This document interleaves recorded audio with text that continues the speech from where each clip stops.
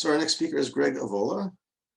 And Greg was a student of mine at Bentley in, I think, 2006 or somewhere around there.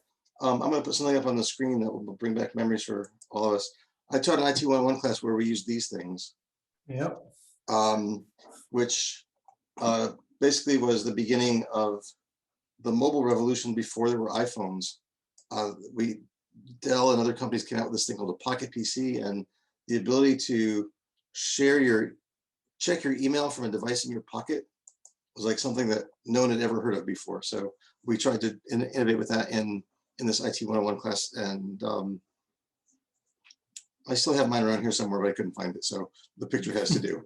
Anyway, it's good to welcome Greg back to learn about his work at Untappd, which is sort of like bringing beer lovers and beer together, and also his new project at HipCamp, which is described as Airbnb for people who like to go camping. So let's hear about what you've been up to. Welcome back. Thanks, Mark. Happy to be here. Yeah, you're putting that picture of the Pocket PC definitely brings us back a few years. Makes us all feel old. It does. I remember going to Panera Bread right next to the school there, trying to get connected because there was no, cellular data at that time, only Wi-Fi. So it's definitely a crazy time, and we're missing about the old days. So let me share my screen here and go through this quick little presentation here. You guys see my screen? Yes. Awesome. All right. So who am I? So as Mark said, I'm the co-founder of Untappd. We'll go into a little bit what that is. The world's largest peer review site. An app, it has over 10 million users and over 1 billion data points from a check-in perspective. Currently the engineering manager at HipCamp, like Mark mentioned, Airbnb for camping. I literally just started last week. So my knowledge of this is going to be a lot less when it comes to comparing it to Untappd. I live in Connecticut. I grew up in Massachusetts, lived in Framingham, obviously, and live now in Glastonbury, Connecticut, which is about 15 minutes east of Hartford, if you're familiar with the area. I believe this is the coined term. I did a few graduate speeches before, a double falcon, where you did undergraduate CIS and then my graduate degree at Bentley with MSIT. I always regret not doing the combination of the MBA plus MSIT. I never did that, so maybe in the future, but I did the MSIT, really happy with that. Some of the things I love about technology, and my presentation today, like Miles, is going to be more focused on the technology aspect. I wish I could design amazing things like Miles said, but I usually program them really well, and then somebody else takes over from there. So I love data, modeling, and engineering. Those are my 3 favorite things to do. We'll talk a little bit about the big projects we do at Untappd and why you can take data and really make some really cool analysis across the board. Prior to Untappd being my claim of fame, I was actually on an episode of Man vs. Food. Remember that show on the Travel Channel? For I had a 7-second line that took me about 12 takes to actually do it, and it was probably the coolest thing before Untappd I ever done before. There's some video probably on the internet of it there, but I don't want to bore you with the video at this time, but we'll have to figure that out. So my career path, like Mark said, I graduated from CIS Bentley in 2007. I actually applied for jobs at the time right after that. I didn't really get anywhere. I decided I want to go back to school to get my master's degree in IT. So I finished that up in the next year after that. Right after I finished the school there, I kind of didn't know exactly what path I wanted to go to with technology. At the time, CIS was a very .NET programming world. I remember Mark was teaching a lot of .NET programming world back then, C#. When I left school, I'm like, all right, I'm going to do a startup with .NET. And I realized that I have to pay for all this licensing fees for Microsoft and all these other things. That was a little bit different than what I was used to as a person with a lot of student debt at the time. So I really started developing a lot of open source technologies. PHP was the language that I learned right after school and self-taught after that. But didn't have a lot of experience in jumping into the more technical programming world. So I took a different route. Bentley, obviously being a more business-focused school as well, wanted to go on the business side of IT, which is what the MSIT degree did, and went into external audit at KPMG, which is the big 4 accounting firms across the board. As a college student coming out, it was great. I had to travel a lot. I was a lot of great places back in the day. I learned a lot of skills about IT general controls and Sarbanes-Oxley, all about password protection and management on the IT side, really understanding the entire infrastructure, how things worked across the board. Like anyone who works at the big 4 accounting firm, you get burned out pretty quickly, putting in a lot of hours for working on these things. I moved from external audit, KPMG, moved to New York City and did Morgan Stanley, which was the inverse of internal audit, basically working with our regulators and keeping it all sound and whatnot. During this time, I'm working at KPMG and Morgan Stanley. I was still very fascinated with technology. I built a handful of side projects, on different social topics with other aspects, APIs, and all those fun things. I really wanted to get into that as my full-time career, but it didn't have a whole lot of experience, as you saw my resume here, mainly on the kind of enterprise corporate audit world. So during that time period at Morgan Stanley, I started developing an app called Untappd, which we'll talk about what it is in a little bit. But basically, the concept was connecting beer with people. The vision of Untappd was that beer is a very social activity, but it wasn't represented in an online fashion like a Facebook or a Twitter. We wanted the in the moment experiences to be translated to an online fashion. So I started building that out while I was at Morgan Stanley, while I was at KPMG in the early days, building out this experience. It was a mobile web experience back in those days, back in 2010. So it really was just not an app per se, but a mobile website you could go and kind of check in your beer and rate and review it with friends. That actually led to my job at ABC, my first software engineering job. My boss at the time turned the laptop around in the interview and said, "Did you build this?" And it was a picture of Untappd on the screen. And he said, "You're hired if you built this guy, because I love it so much." So it got me into the actual engineering space in a professional setting. And I got an opportunity to work on a lot of big properties, abcnews.com, GMA, all the great ones there. In 2015, we were acquired. Untappd was acquired by another company, which put us full time on the project, which was an amazing experience, being able to kind of work as a CTO and as software engineer in a small space. I really did that for about 10 years within the application. It grew from a team of 2 people to 125-person company across the board. We spanned 3 different countries. It was an amazing kind of ride to see where it had grown over the time and the kind of the things that we accomplished with that goal. We were acquired another time back in 2020, just to show you the kind of the interest from the areas around the front. And like I said, I wasn't a very good designer, but we hired a lot of product designers and product people to kind of really push Untappd into the new light when it came to social beer discovery. And then recently, I left Untappd in January and started with HipCamp, which is an engineering manager position to lead our camper experience inside the app itself. So like I see Airbnb camping. So if you want to go to a private land and be able to camp there, we provide tools to be able to make that experience nice and easy. So that's my career path, a lot all over the place, but you can see my passion really came out of building products and building services and with technology to enhance people's lives. Of course, one can make the argument that beer does not really enhance your health or life, but it enhances your experience. And that's a good thing about everything about that. So what is Untappd? Untappd was founded in 2010, October 22nd, 2010. It was acquired in 2015, like I mentioned, and in 2020. It's a social beer network. It allows people to check in, rate and review beers across the board.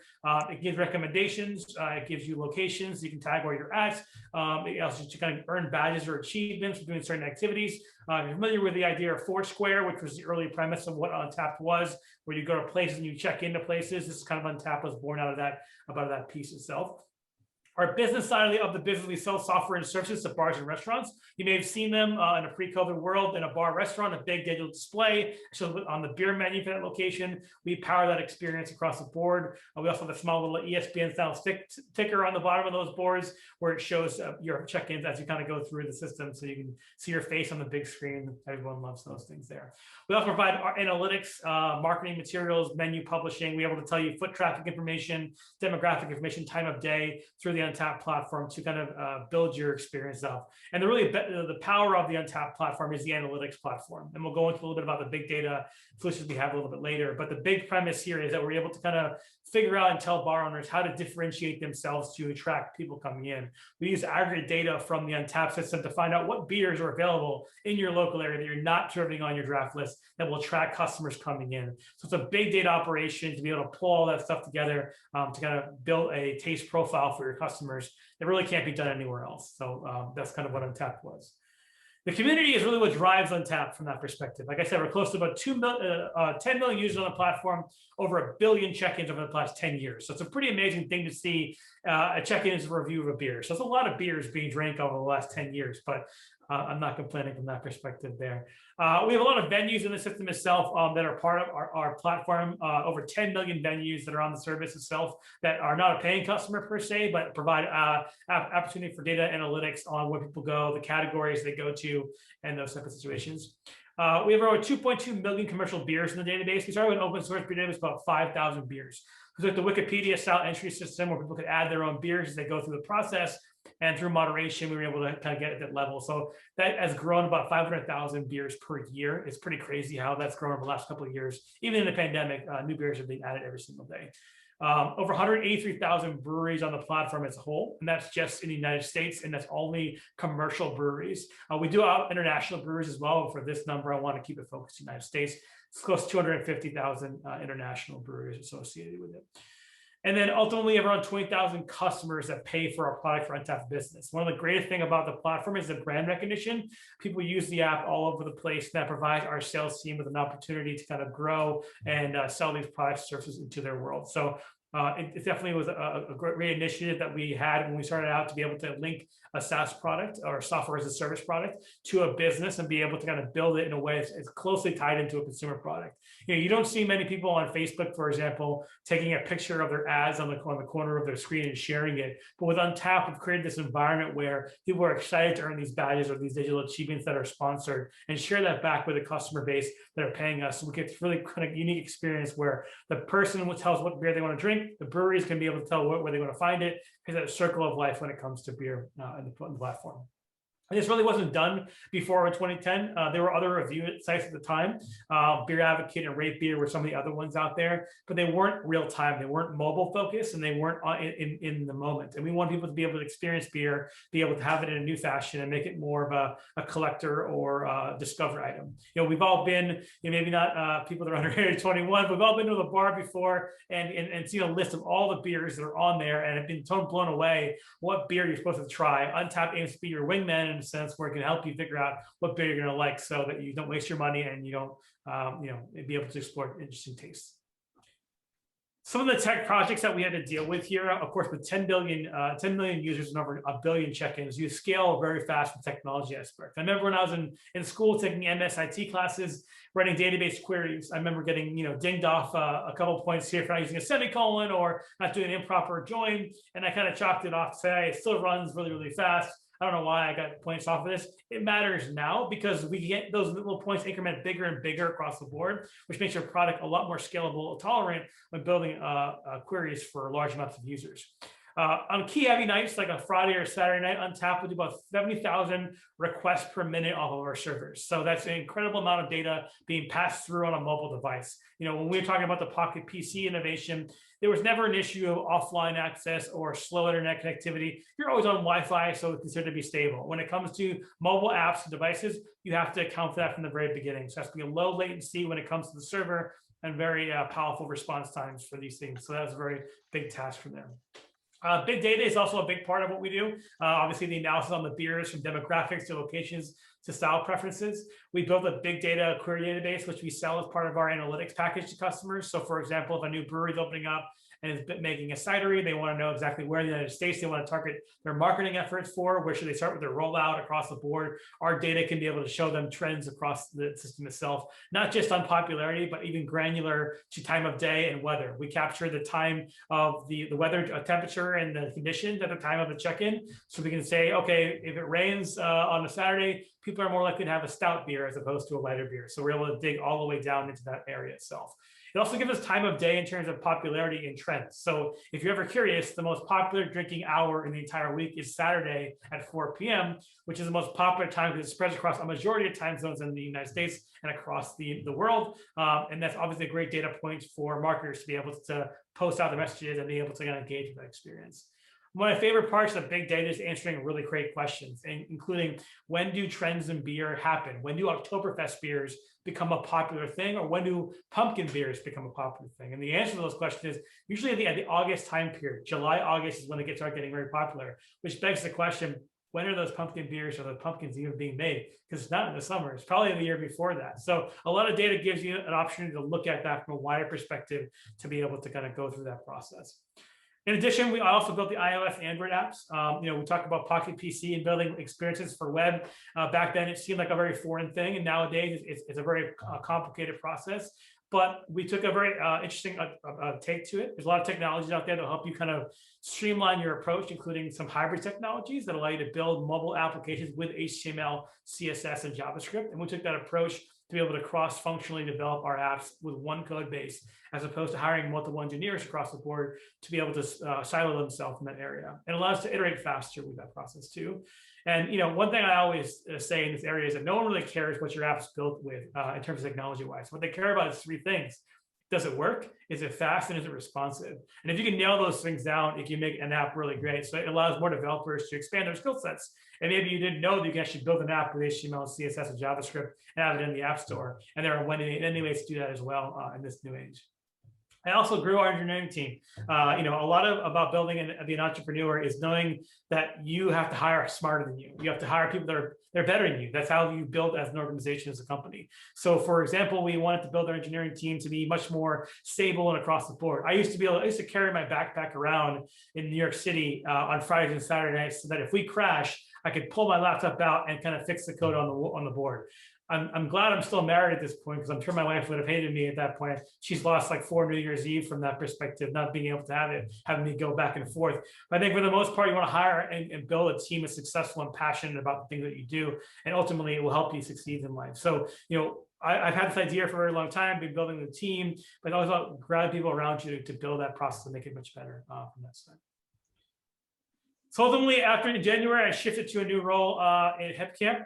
Again, I've only been there for like 6 days, so this is going to be limited from what I understand from the company's perspective. But again, it launched back in 2013. It was in California only. It was met on public lands. It aimed to be a Yelp-style system for public parks, so you can kind of see where to go, where the hotspots were in those areas itself. Very similar to Untappd, and in a sense, we aimed to give users the ability to find what beers you're looking for in that particular location you're at. So there's a lot of similarities there.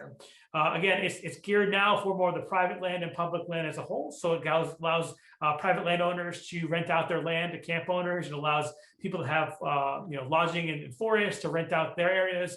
Basically, like the Airbnb of camping is the best way to describe it. I manage our engineering team for a host core UX experience, which again focuses on the host, which are the people that own the lands, and building their core experiences to be very UX UI friendly.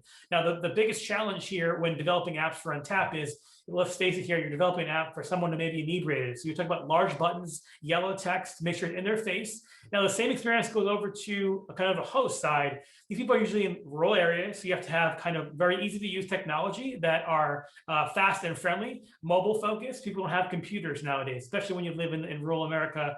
We have an internet connection that's very small, so you have to actually worry about speed and connectivity. So UX is really important for building out your experiences to your platform, to your user base. Understanding that level is the most keyest part of building out your service.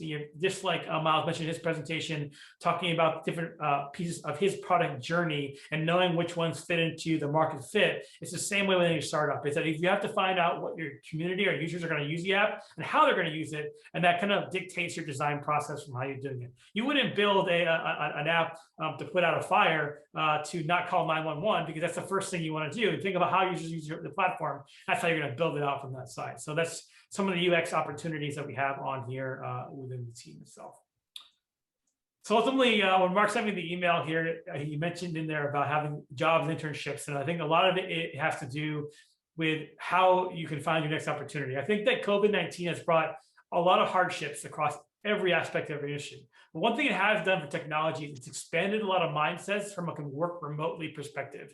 I've been working remotely for the last 8 years at Untappd, and it's no change for me from the pandemic.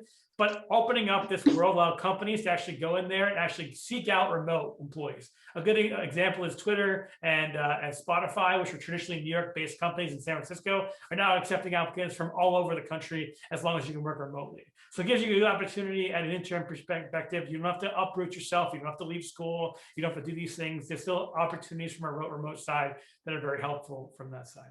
Speaking of remote, both these companies, my current company, HipCamp and Untappd, they're both hiring, and they're also both hiring on a remote perspective all over the place. Untappd, the engineering side, the UX side is remote. The other ones are located in North Carolina, but the HipCamp side is completely remote with some internships available. So definitely would recommend checking those pages out. Check those things out if you're interested in building communities and building experiences in IT. And I will say this, when I went to Bentley CIS degree, there was not a lot of people in our degree in our class. I remember probably about very small amount, and not very diversified as well. I think there's one woman in my graduating class from perspective of engineering. There's a highly need for different skill sets and diversity in our industry. I highly welcome that if you're thinking about a CSS degree or even continuing it, there's a lot of opportunities in the future to kind of grow with this space, whether it's product design, UX, engineering, strategy, even marketing technology on engineering side. I think, Sarah, you mentioned earlier about marketing and technology from that perspective. I can tell you that there's not a lot of people out there that understand technology and marketing together. And a lot of it becomes a very much a confusion point of like, how do we build products and services to do this area? Because it's just a lack of knowledge. So I highly recommend staying in this field if you're considering it. And it's going to be a great opportunity for growth in the future. And I definitely have learned a lot from the degree. So I'm very, very happy with it. And hopefully you guys as well. And that's all I got for my presentation. So I guess we can answer any questions if you're interested. Awesome. Thank you. If you can stop sharing, we can look at everybody again. Okay, who questions for Greg? I found this on the web.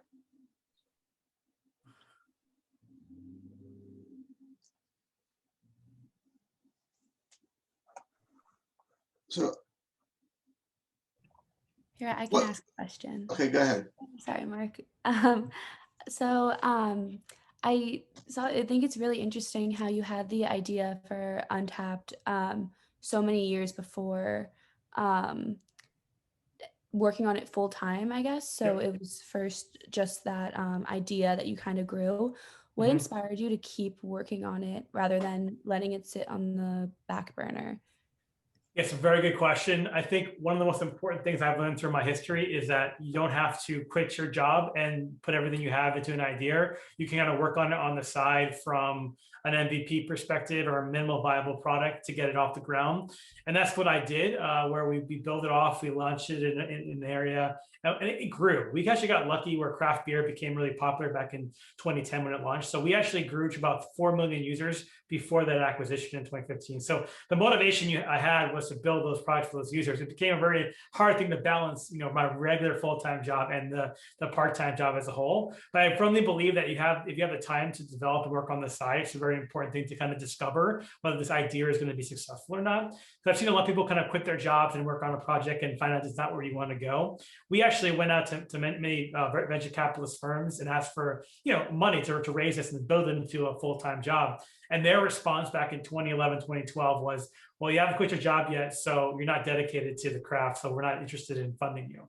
That mindset was very back in the day of 2011. Now it's very different, but I always encourage people to explore their ideas, put some ideas to paper. If you don't not have an engineering background or you need help with it, try to find some coworkers or people that are in your school that are interested in a project and team together to build something. And you never know what's going to happen. I never think Untappd would be where it is today, 10 years later. I thought, we're asking people to voluntarily tell us drinking an alcoholic beverage and share it with the world. Back in 2010, that was like a taboo thing to share on the internet. Nowadays, there's a lot more horrible things that are shared. But for the most part, that's kind of my advice there, is that you have to kind of keep at it and see where it goes. Don't quit your day job. Try to figure out how to make this work. And if it's successful, it will be there in time. And if you work hard for it, you can get it to be there. So that's kind of the way I look at it and how I'll keep motivated from that side. What happened that made you realize that you were onto something? So, and did you have any ideas that didn't work?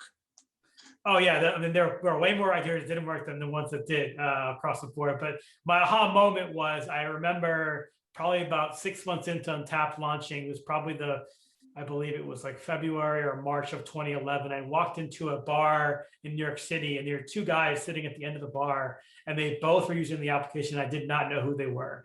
And I immediately had that immediate aha moment, like, oh my God, these people are using this app that I built and they're actually enjoying it. So I went over and I shook their hands, and I was overly exuberant. They probably thought I was crazy or intoxicated or something along those lines. But they were, really appreciative and knowing that it works.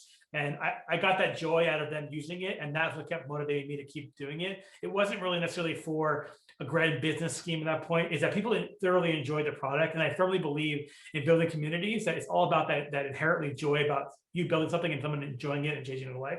So that's kind of how it kept me going. There were a lot of things that we did that did not work. We tried to add in certain functionality for certain things, like custom lists for beers that you want to save for later, wish list opportunities that weren't used at a high value.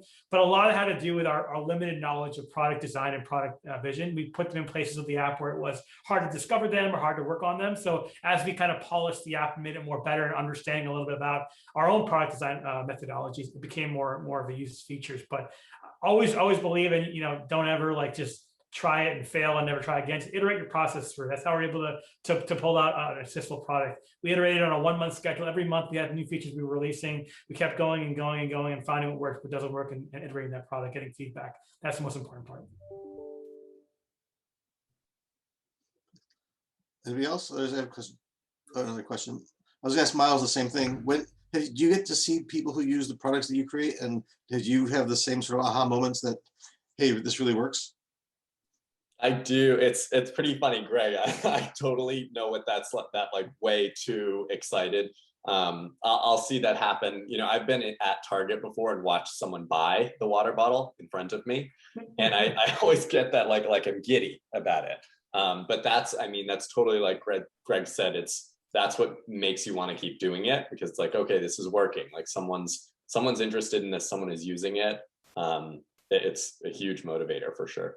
And Greg, I wanted to say that I think I'm very impressed, and I give you kudos for being aware of those design things around like thinking about for Untappd having larger buttons for people that are drinking, or it's fascinating. So it's really cool. You have to kind of think of it from a different perspective. I think that's one of the things I've learned over the last couple of years working in this field, is that you're only as good as your users. And if users can't use the product the way that you're intending it to, there's a cultural divide from that perspective too. So like everyone's like, why yellow? It's like, well, it burns your eyes. Yes, it does. But you remember where those buttons are and you know how to use them across the board, especially on a mobile device used in a kind of a dark environment or in a bar or what have you. You have to be quick and easy. You have to be user experience well. Just learn that stuff on the way. You have to always think about that. If you don't, then you're going to get those reviews on the App Store like, I couldn't figure out how to check in, or I couldn't figure out how to use it, 1 star. You don't really want those. You want to think about them from a holistic perspective. Absolutely. I wish more engineers were like you.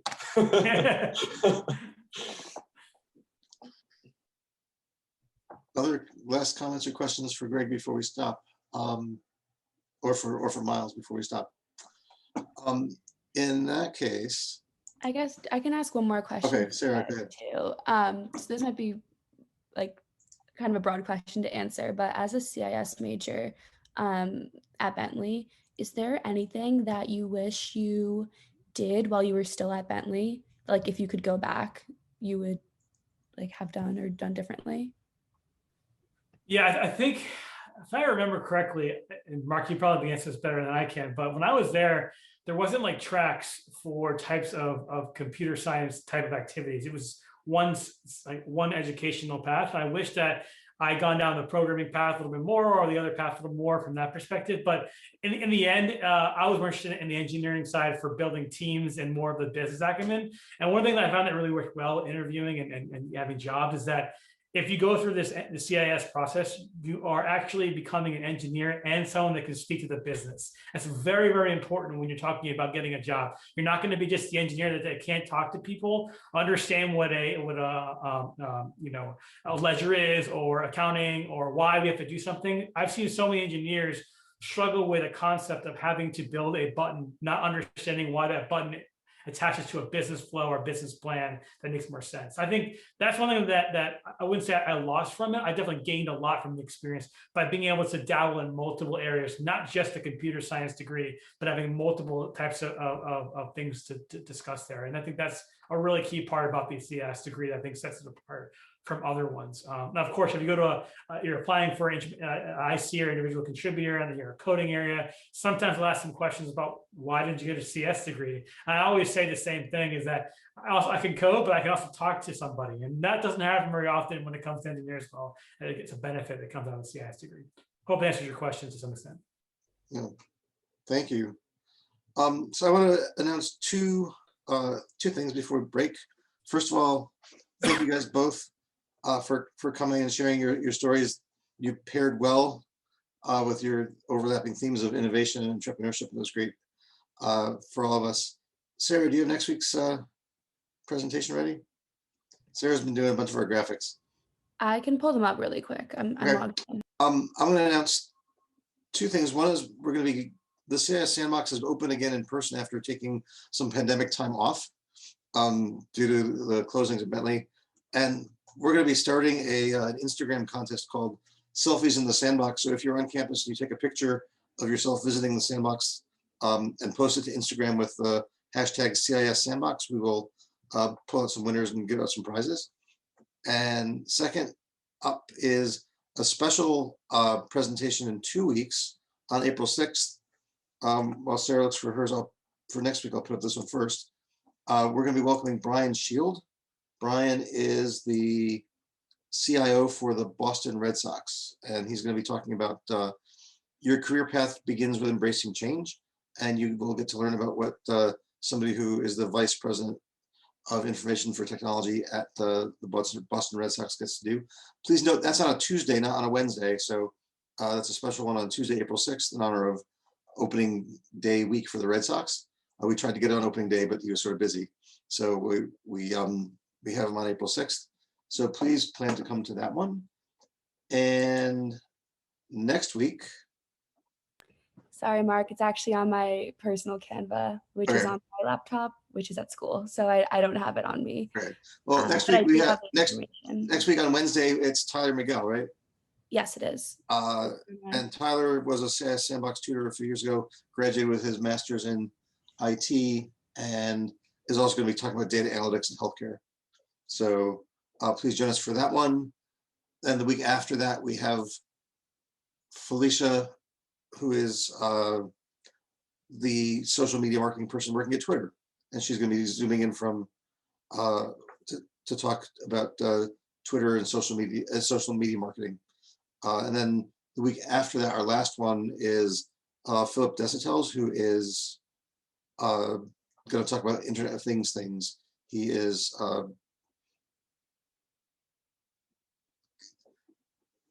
I'm blanking out on the company he's working for, but Philip. It's Tondo. Philip is the VP at Tondo, which is a company that does, and Philip has been incredibly involved in creating IoT and smart cities, stuff like that. So that'll wrap up the series for this spring. Any other questions or comments before we stop? Joe, we haven't heard from you. I had a question actually. Okay, sure. Crystal, go ahead. I wanted to ask, this is more of like a general question, like not like, it's more about like career paths. I wanted to ask if, in your personal opinion, if GPA had a substantial impact on getting your first job, and like if there was like a significant like influence, and if you had any tips on that. Good question. I have to rack my brain for my first job interview after Bentley. It seems like I'm like 80 years old here, but I don't remember it being a big factor. I remember the school being a bigger factor than GPA. Having Bentley and having, at least in my situation, my master's degree as well was a bigger factor. I remember it did putting on my resume, but I just went through the interviewing process like recently, and I did not put my resume like GPA on there. Times have changed, so.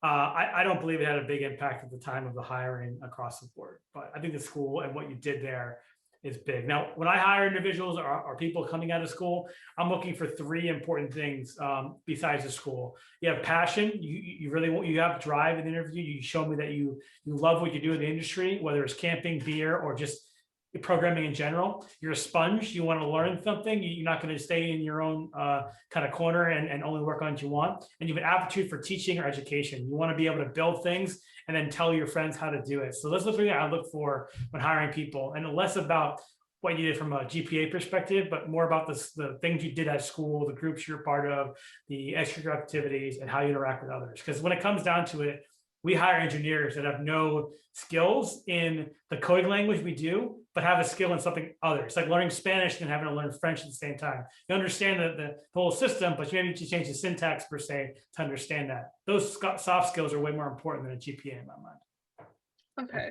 Yeah, thank you so much. Skills. I didn't mean to jump on that question, Miles, but I figured we're probably in the same boat with that. Yeah, it's very well said. GPA didn't play a role at all in my first job, and still doesn't. Oh, I find that Not to you say you said that shouldn't you do well in worked at- school. Yeah, right, not to say You should still do well in school. But ultimately, I think what matters is the stories that you can tell about what you learned, than whether you got a 3.2 or a 3.3. yeah, If you get a 1.0, you might not get a job anyway, but it'll be for different reasons. yeah, I thought I should ask because I know like Tesla and like those bigger companies, I heard from like classmates of mine that those companies are looking for like specifically like a 3.5 and above or something like that. Like, I Yeah. definitely think doing well in school is important, but would you say that people can still get into the company without like a 3.5? So I'll give you the complete honest truth. I didn't finish at Bentley, and I didn't finish at MIT. So I didn't go to MIT for schooling, for any educational platform. I was purely there for work and development. And so just from my personal experience, I don't have the degree under my belt for those backbone items. So like Greg said, I really do think that, especially Tesla, Apple, for example, when I, was interviewing with them and going through that entire process, they're really more interested, I think, in the passion that someone has. Do you want to be at that company because it pays a lot, or do you want to be there because you're really fascinated about what they're doing and you want to be part of it? If they can see in you that you want to be there for a long time and you really want to work on this thing, and that you have the drive to do that, I think that's number one. And especially in my hiring decisions, similarly to Greg, that's what I look for. I don't think school is 100%, right, definitive of who you are as a person, what your abilities are. It's a factor. It's absolutely a factor. It's an important piece of it. But I believe if you're passionate about something, you can absolutely find your way. That's my personal experience too. Thank you so much. Your spiels are really, they feel very inspiring to me because Thank you. That is a I big just compliment. personally, I've been recently pretty stressed out due to midterms and things like that. And just like knowing that not everything is based on your GPA just really helps. Crystal, Yeah, have some fun. You're in school, okay? Yeah. So be Have some fun. responsible. You're in school, but work hard, but don't worry too much. All right, Sarah, what do you got for us? Okay, so This is next week. I just logged in quickly. thank you. But yep, this is next week. So we got Tyler Miguel from Devoted Health on data and healthcare. Awesome. And with that, I'm going to stop recording. And I want to thank you guys for a great and lively conversation today. And thanks everybody for coming.